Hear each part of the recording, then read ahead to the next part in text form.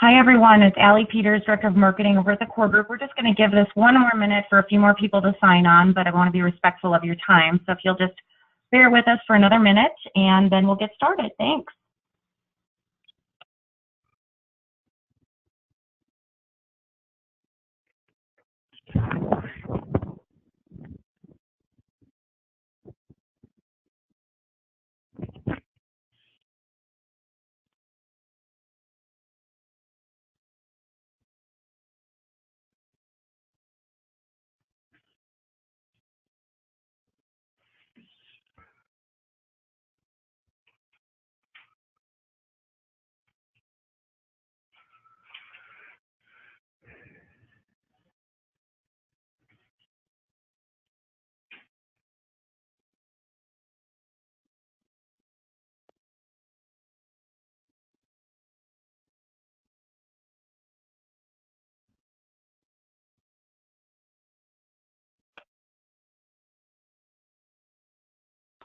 All right, I want to be respectful of everyone's time, so I'm going to go ahead and pass everything over to Rob Beatty. He's going to quickly introduce us to LifeComp. Good morning, everybody. Today's presentation is, I like to summarize it, making the complex simple and easy. Here at Core, we've been working in advanced markets for 25 years. We've done all kinds of planning in the executive compensation space, the estate planning space, business continuation, business succession, 409A deferred comp, economic benefit split dollar, loan regime split dollar, REBA plans, Section 162 bonus, using private premium finance to finance insurance premiums into trust using split loan regime, split dollar. All of these transactions have been great. They're, we can illustrate them, we can show them, we can conceptually present them to the clients. But over the years, the one thing that has been glaring to me about all of it is somebody's got to be around in year 2 to administer the transaction, to dot the I's and cross the T's. We can come up with the most elegant planning solutions available to anybody in the industry. But if somebody's not around in the 2nd, 3rd, 4th, 5th, 25th year to administer the transaction, accounting for the economic benefits of a transaction, accounting for the deferrals, accounting for a split ownership on a policy, who owns what, and making sure the I's are dotted and the T's are crossed year after year, that the accountants get their statements, the clients put the income recognition on their tax returns. Without all of that, the best planning is meaningless. And I've always said that I would rather have a mediocre product in a long-term solution that is properly administered and stays on track and is monitored year after year than having the best screaming, super great performing product in the universe that nobody's paying any attention to. Fortunately for us, with Lincoln and LifeComp, we've got both.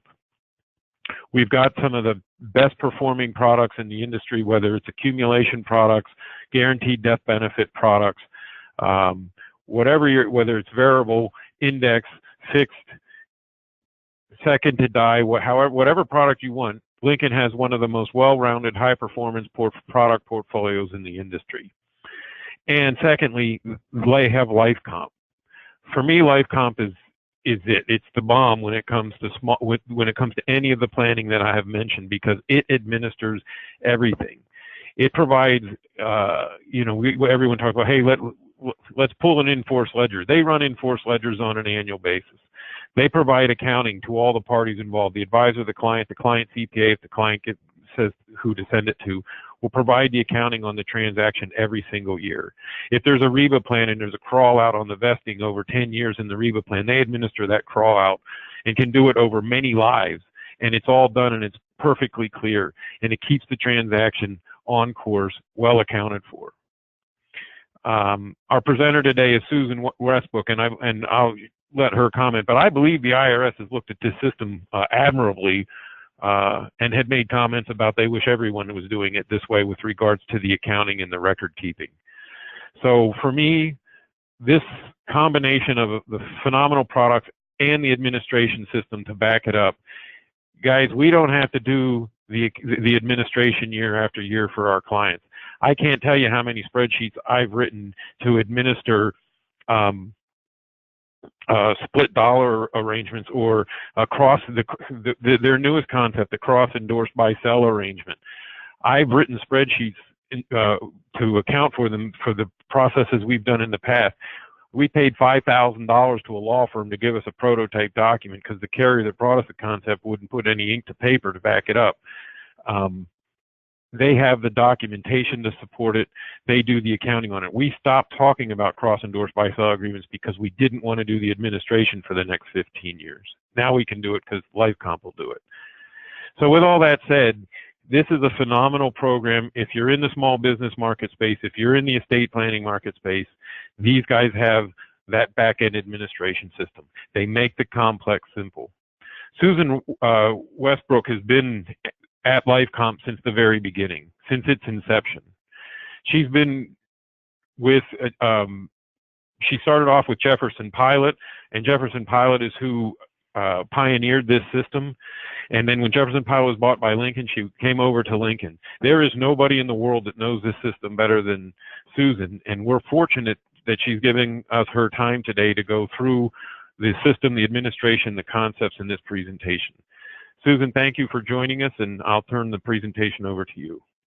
Thank you, Rob. Thank you very much. And you hit the nail on the head.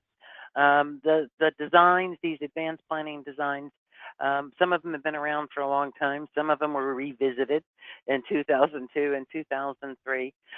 But all through that time, to design it is one thing, and I don't care how you color code it and how pretty you make it and how well you explain it at the time of the sale.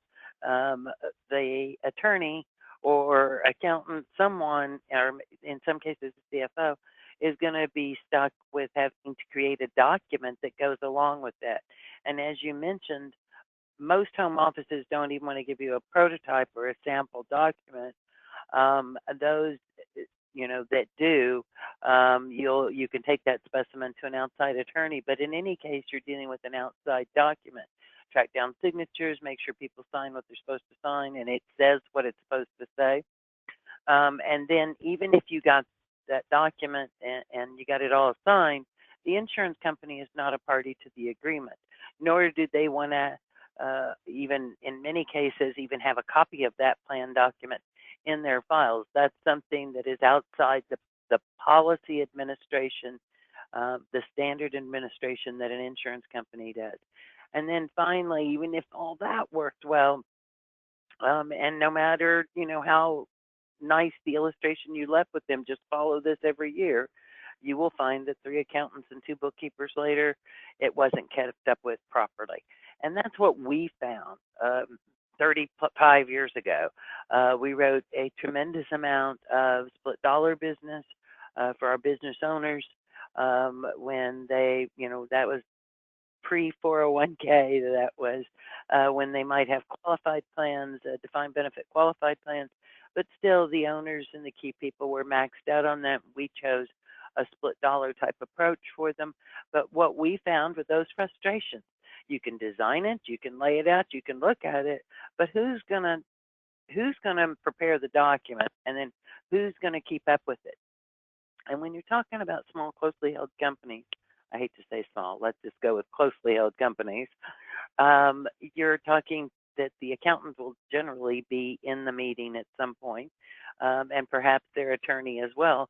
That's the questions that they had, is who's going to keep up with this?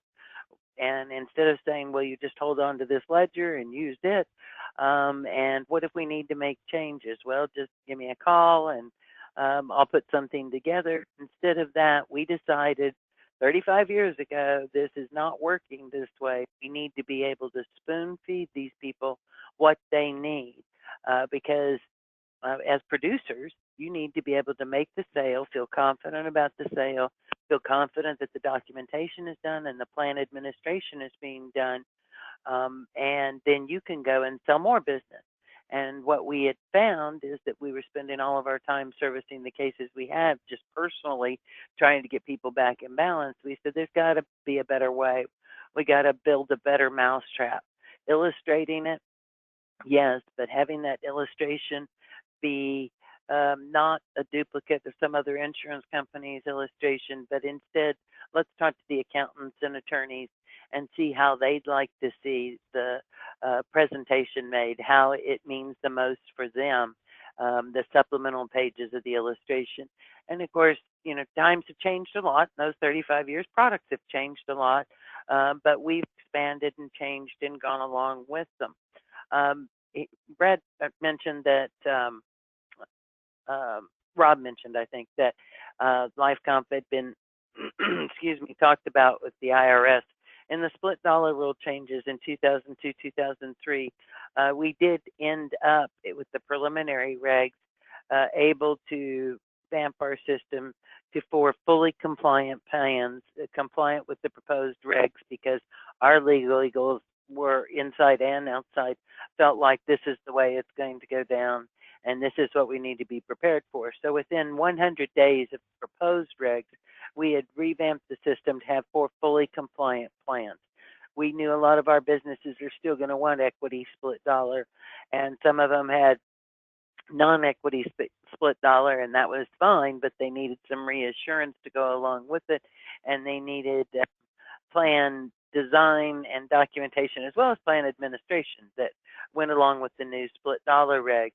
And after we did that, then our chief legal counsel here, a man by the name of Chip Chatelain, some of you may know, Chip was from the Jefferson Pilot side as well, and with the merger of those two, Chip chose to be more on the marketing side rather than inside legal and acquisitions, and he enjoys that part of it.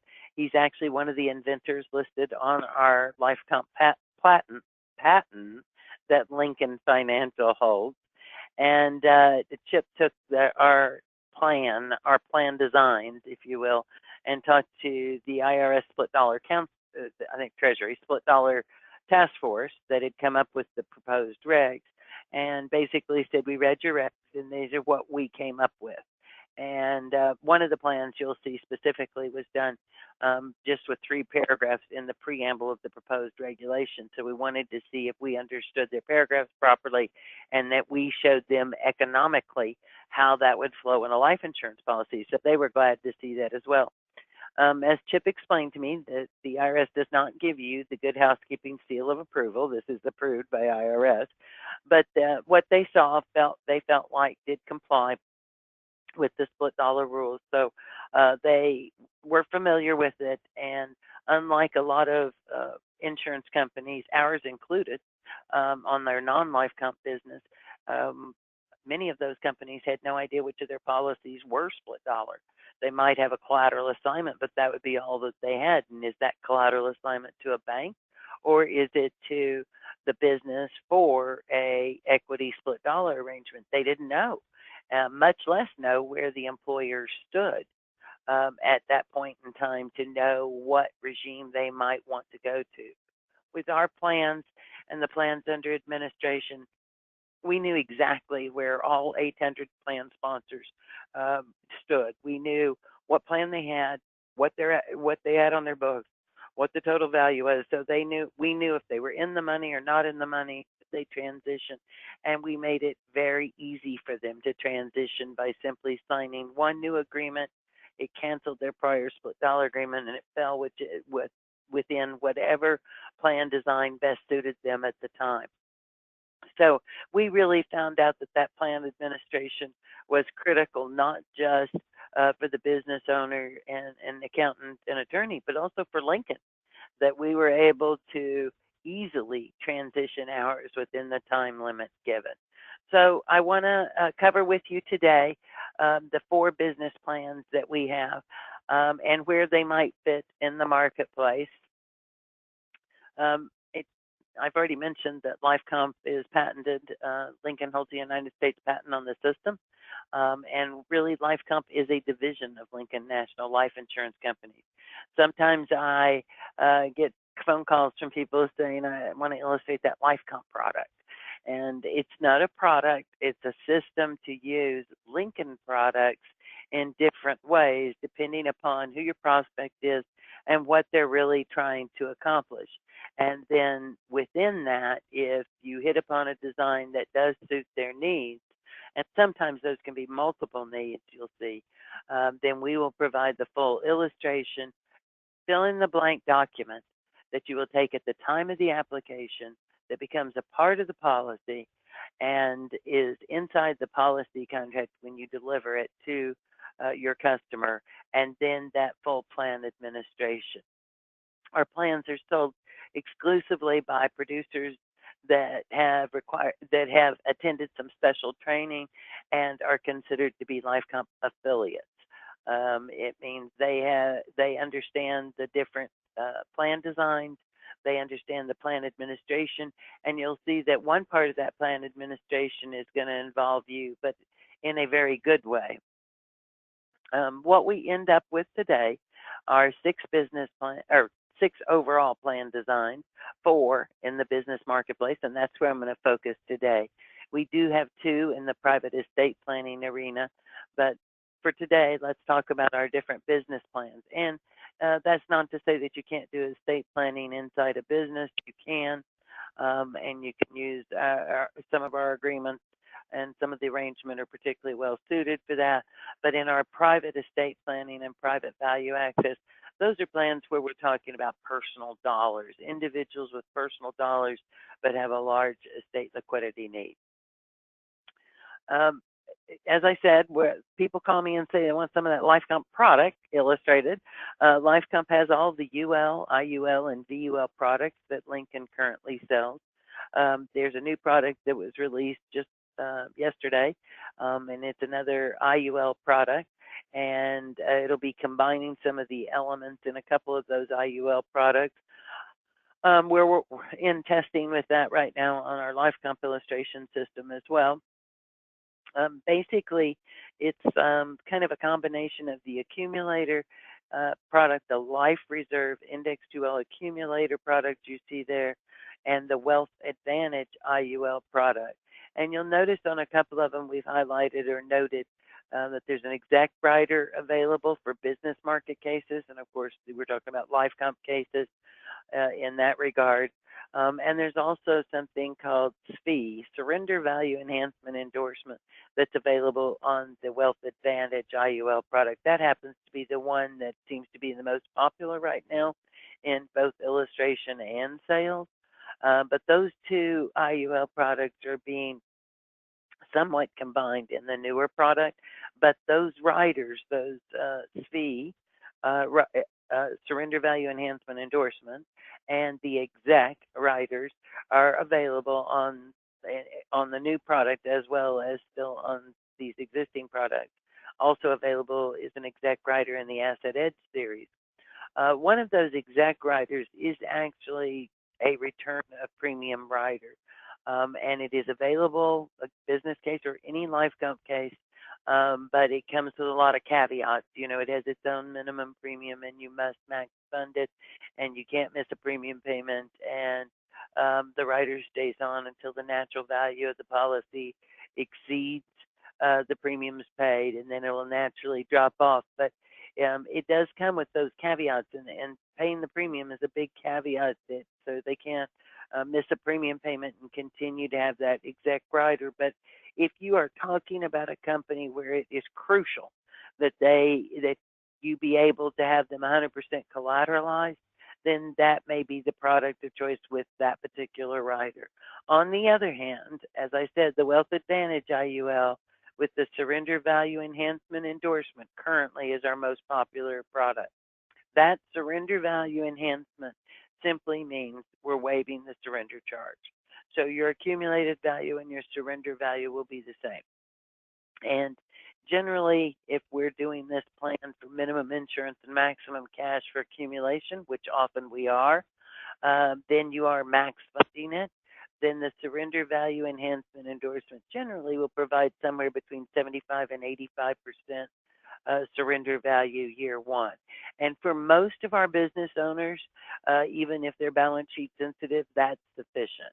If they have a year 1 surrender value that's 75% of the premium they put in year one, they're comfortable with that.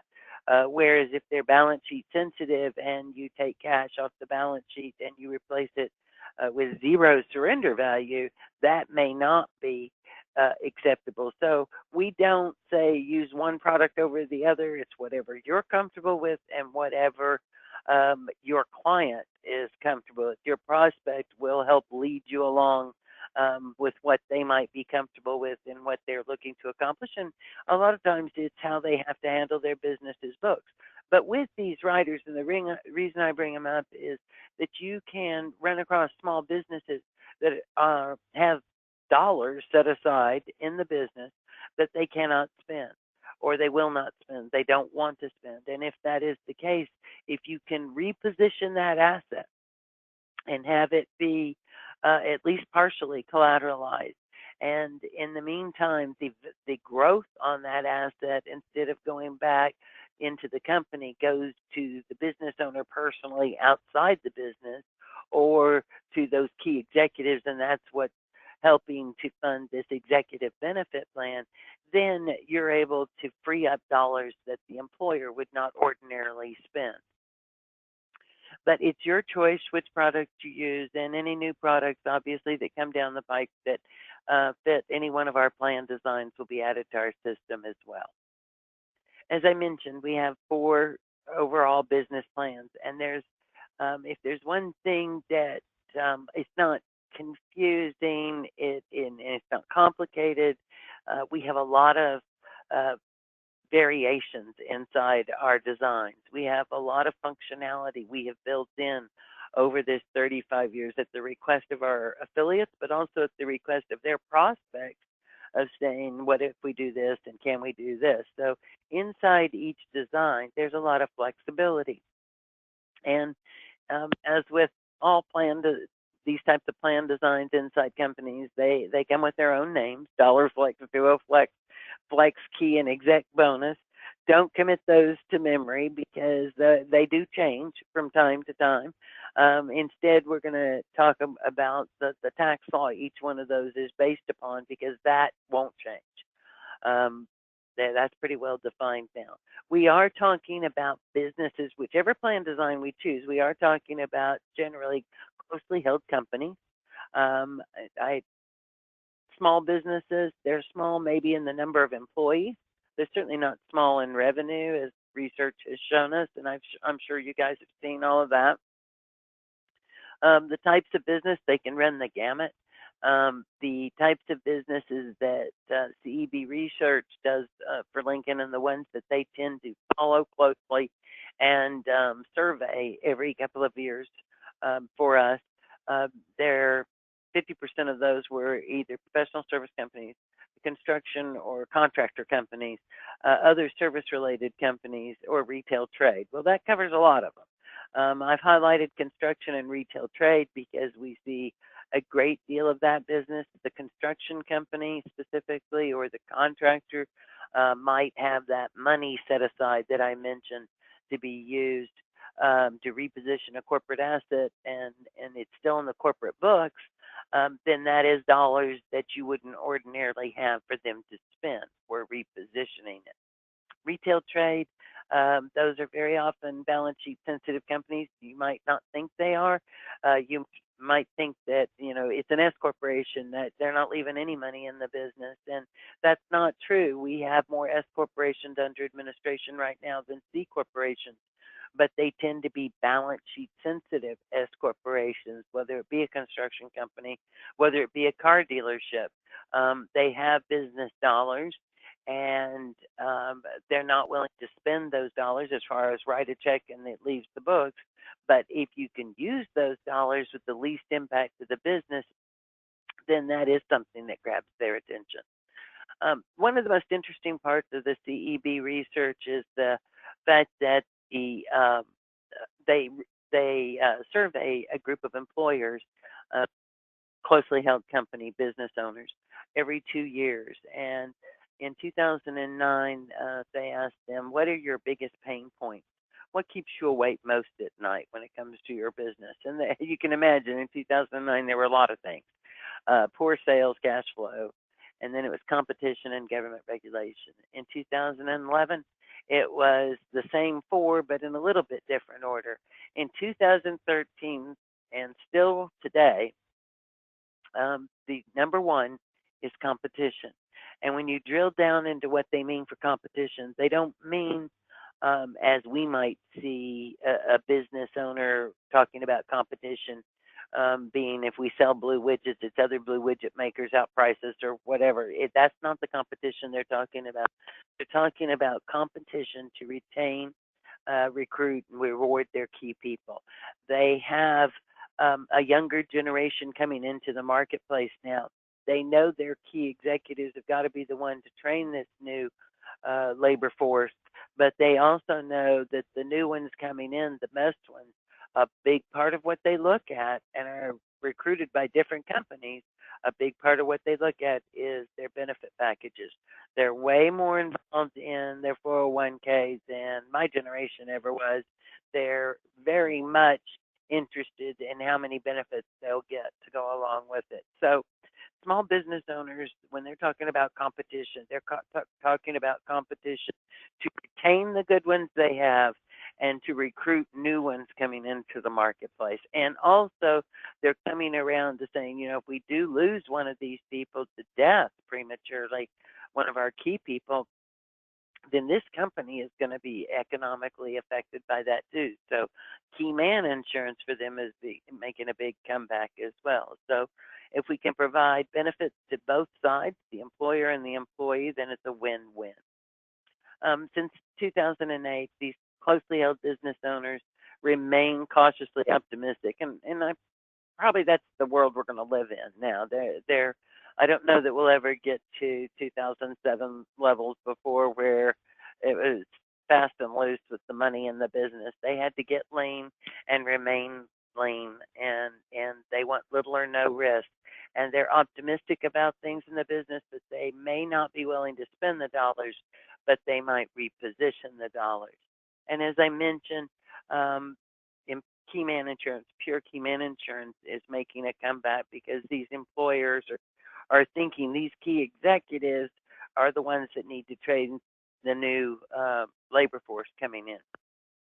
So it can be critical to solve multiple needs. Retirement income for the key executives, Key Man Insurance for those key executives, also a survivor's benefit to them is nice. For the new people coming into the market, I mean, they're young, and we know life insurance policies can do a very good job for them. The inherent tax advantages in life insurance, and not even mentioning the fact that you have some creditor protection state by state for some personal cash values, depending upon your state.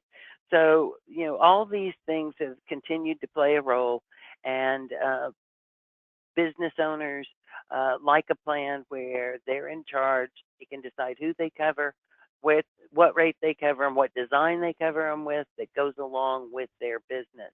You do have to have a couple of questions, you know, in mind. Obviously, this is life insurance, so we need, you know, to understand that and talk to them about the different types of policies. You automatically do that. Now, what's the best structure? The type of business might play a role, but more importantly, do they leave money on the balance sheet? And like I said, don't rule out S corporations versus C corporations. Just find out how they handle their business, because it can be different, and there can be different solutions depending upon that. And then the last one, which is interesting because a lot of employers say that they want to cover these key people. They really want to do something for these key people. Well, how much control do you want over those dollars, Mr. Employer, especially maybe in the early years? And to do that, I think it's always easiest to look at a spectrum. On the left would be employer ownership and control, and on the right would be full employee ownership and control. So when you talk to the business owner and you say, you know, all of this exists, who do you want to own the policy and the policy's cash values early on? I mean, during their working years. And you'd be surprised. Some business owners that say, no, I really want this to be a benefit for my executives. might say, I don't want them to own anything until retirement. Well, okay, so that's going to lead us to the left side of the spectrum. But just quickly to go through those, executive bonus, full 162 bonus plan where the employer it writes a check for premium, but they are not an owner of the policy. The employee owns the policy. We have a restrictive endorsement for that goes along with it that will restrict the employee accessing the cash value without the employer's consent during their working years or the premium paying period. So that would be something that's really structured on the employee side. The employer doesn't have any asset left on his books. He's paid the premium, bonused it, and deducted it. And for those employers that want the deduction instead, that's fine. For other employers that, as I mentioned, they say you ask them, who do you want to own the values of the policy? Well, we want to own it. We don't want him to own anything right now. Then they may choose pure corporate-owned life insurance. But they may want to add some type of an endorsement split dollar to the corporate-owned policy so that they can rent death benefit to the employee. Economic benefit split dollar will do that, and we call FlexKey our corporate-owned. FlexKey Plus includes that endorsement. It's a fill-in-the-blank split dollar agreement you take at the time of the application. It's very brief, very easy to complete, and as I said, becomes a part of the policy. We will provide the plan admin that goes along with that in the way of reporting the economic benefit year-end reports and an annual review to make sure it continues to fit their needs. We also will help them with the calculation. If they happen to use this policy to informally fund a SERP obligation, an employer-employee agreement where the employer may be promising to pay a benefit. That is not a document that we're in the middle of, but when they do that, when the employer does that, it means there's a bookable liability for that promise that they've just made in writing to the employee. We will help them with the calculation of that bookable liability. So we do, help with the accounting for that to go along with it. But by and large, over the years, over 35 plus years, most of our closely held companies, business owners have said, we want something in the middle. In the early years, we want to be able to have some handcuffs on them, but as they stay with us, we want them to have an ownership in the plan, and then ultimately, we would like to get out of it and leave them with the policy. And of course, how they get out of it, there's different ways to do that with recovery or non-recovery. We have two plans that do that, the shared ownership, our flagship plan, and the one that we by far sell the most of still today is DollarFlex. And DollarFlex is loan regime or equity split dollar.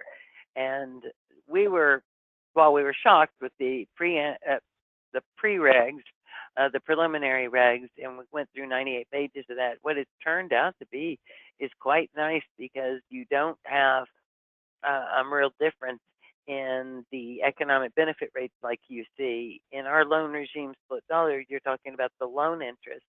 And, if you're using this policy and one of the executives is 50 and one of them's 30, well, why is mine so much more than his if you were doing economic benefit? Well, to the extent if the premiums were the same, the loan interest would be the same because the loan interest is what it is regardless of the age of the insured or owner. Under our shared ownership arrangement, it is a true jointly owned plan.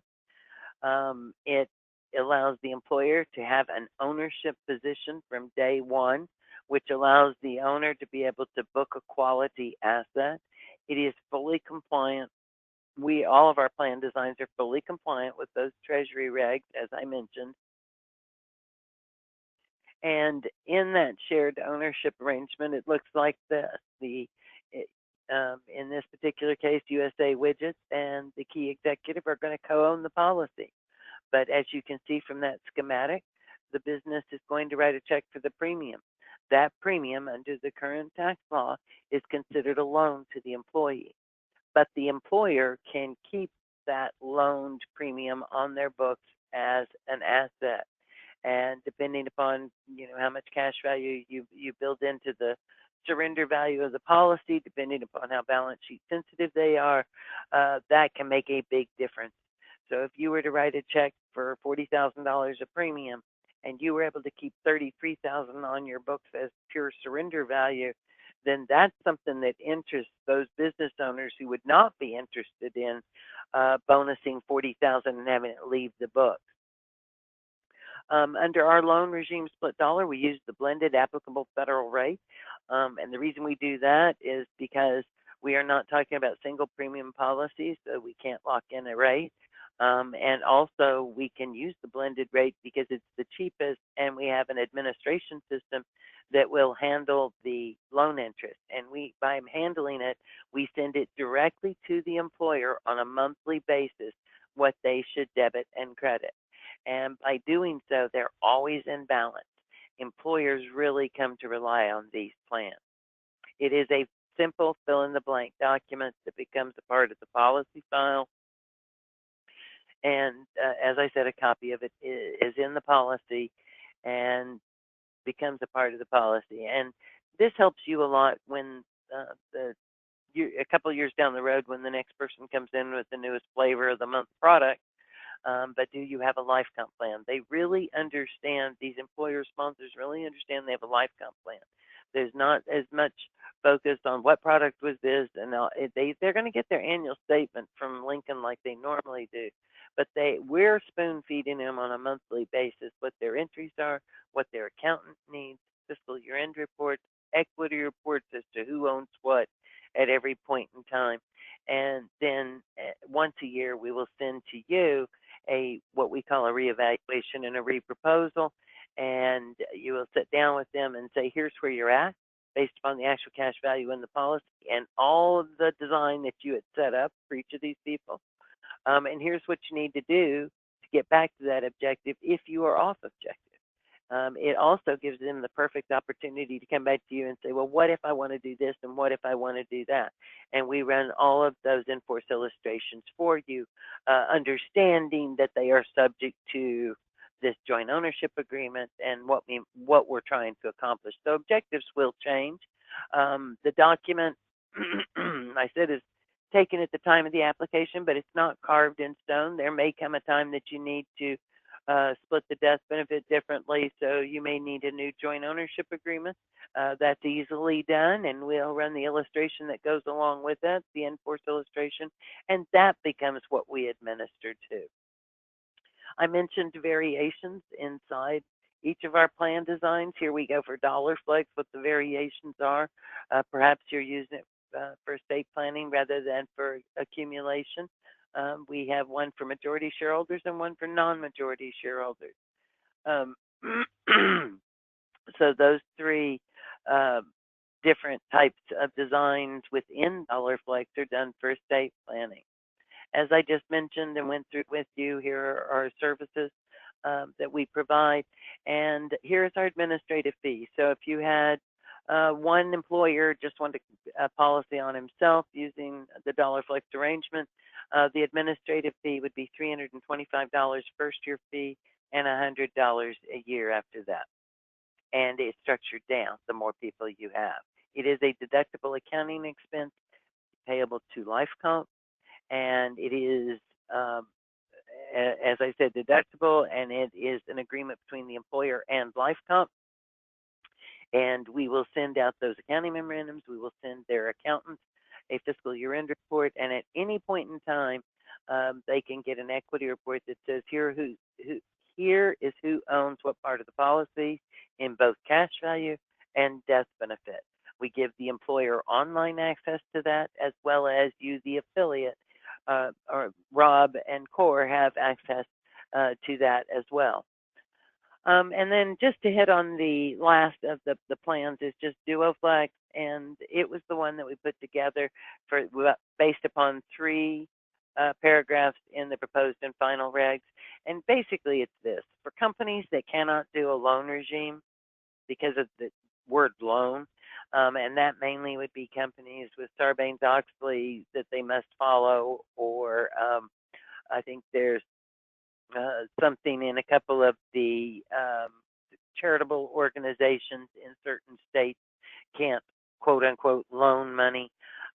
This is another shared ownership arrangement. You need to think about it only in those situations, though, because it's a little bit more complex in it's a partnership between the employer and employee, so you have partnership accounting, which for closely held companies, that can be really different. But if you're talking about big publicly traded companies, then this type of arrangement might work for them. I'll be glad to send this presentation out. I'll send it to Rob and Brad, and they can forward it to people if they like. It does give just a little bit more information between the two plans. The last thing I went ahead on is FlexKey. FlexKey's corporate-owned life insurance, and you think, my God, look at all those variations. The first one is just that. The business owned it, and I already told you we might calculate the liability if needed. If they want us to help them with that calculation, we're happy to do so. A deferred tax asset, all the things that might be associated with a separate agreement. FlexKey Plus simply adds to that an endorsement split dollars, so the individual employee will pay an economic benefit, and we will do all the accounting for it. And by doing so, he's able to leave a tax-free death benefit to his personal beneficiary. FlexKey Plus with transfer simply means that we're illustrating at the end of the arrangement, it is the employer's plan, not promise. It is the employer's plan to transfer the policy to the employee at retirement and let the employee pay tax on that, which would be at the fair market value, and then take their own income stream. We illustrate all of that. And then the bottom left is the one that Rob mentioned, and that is if you have a business and you have, I'd say, at least 3 or more owners, what's always been the flaw with cross-purchase and using life insurance to help with the cross-purchase funds should someone die has been the number of policies. You have 3 people and we have all these policies we have to deal with. Instead, if each one buys a personal policy, and that policy, by the way, could be a term policy in this particular agreement, and only in this particular agreement, depending upon their age, if they personally buy the policy and personally pay for it, even though we know they, as business owners, they're probably getting all their income from the business, they can do multiple endorsements inside our design to the other owners. So if you have 3 business owners, and if I'm one of the business owners, I buy a personal policy, I would endorse death benefit to the other 2. They would pay me economic benefit. In turn, I would have an endorsement for those other 2 on the policies on their life. So it can allow us to monitor the whole plan and administer the whole plan for them. And instead of having, 6 policies, we have 3 policies, and we have, 6 endorsements. So that works very well. Susan, can I say something on that? Sure.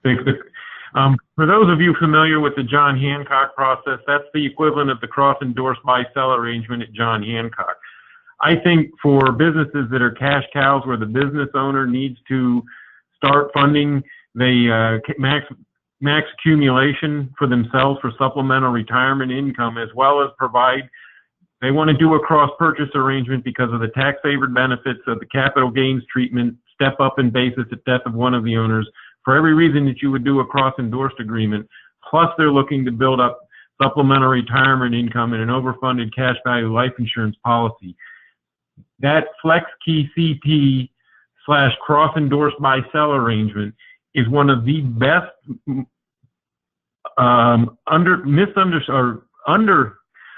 appreciated solutions in the small business planning space. And the beauty of it is the administration of that on LifeComp. For me, that says, okay, now we can go out and we can run with that, because the administration on the back end, when you have 3 or more parties doing the cross endorsements with each other, trust me, I've done it manually for years on about 5 cases that we've written in the past 10 years. And that's why we stopped marketing it. The fact that it's on this platform with these products is phenomenal. I will say that the first one that we ran right after we came out with this design, and by the way, there's a fill in the blank agreement that you will take with that. But they've already done their cross purchase, but you got to fill in the blank endorsement. But the first plan we did, there were 8 owners, and we were like, okay, fine, we can handle 8 policies. That means 56 endorsements, which is fine. The system doesn't care. But we used to cringe when it was 3 or 4. I hadn't thought about 8 and how many endorsements that would be. But we handle it. We handle it all in one fell swoop for that individual, because if you're one of the owners, you have one policy on your own life. And let me just again say, depending upon your state, having that personal policy, that your cash value it can be protected from creditors because it's a personally owned life insurance policy. So you have that added benefit as well in something you're accumulating. But we provide each business owner with a accounting sheet each month that says, here's what you owe to the 7 other people because you're endorsing, but here's what those 7 other people owe to you. So you have your debits and credits, and it keeps track of all of that for you. And again, it's not carved in stone. So there come a time, it's been my experience that one of them will leave. And when one of them leaves, you don't have the problems that you had when everybody was an owner of, all these different policies, and they left. It's not just the policies on their life the other owners own, but it's these guys own money on them too. So it's a much simpler way to handle it as long as you keep track of the admin. The final one is 162 bonus, and I'm out of time here, so I won't, but you know what a 162 bonus is, and we have a restrictive endorsement to go along with that. That just briefly describes our plans. As far as marketing materials, we have one for each of our designs. We have that at the top left there, an advisor guide. This is a lot to cover in a short time, and all these different names of everything. The advisor guide gives you a paragraph, a couple paragraphs on each design to help keep it straight for you. You guys are really lucky that you got Brad and Rob, and Core has been using LifeComp successfully for a number of years. They are LifeComp affiliates. I would send you to them as an initial step, and they can help you through it. And of course, they know if they ever need us, we're available for them as well, and we'll help with either the design, the illustration, or making sure that everything gets set up properly. So with that, I know I'm running a little bit late. If anybody has any questions, I'll be glad to take them. And I think what you can do is type them into the box on your screen if you have any questions, and I'll make sure to read them. But I don't see anything at the moment. And Brad, do you want to say anything in closing? No, I'm good. Y'all know how to get a hold of us. Any questions whatsoever, contact me, or Rob, or Case Design. And I thank all of you for attending. And Allie, I will forward the presentation to you. Awesome. I will put supporting documents as well on the website with the recording of the webinar, and I'll send out a link to that to everybody that attended today. So that will be available on the back end of our website with your advisor login. Thanks again for everybody for attending, and we appreciate your time this morning, Susan. Thank you. No problem. Thank you. Have a good day. You too. Bye-bye.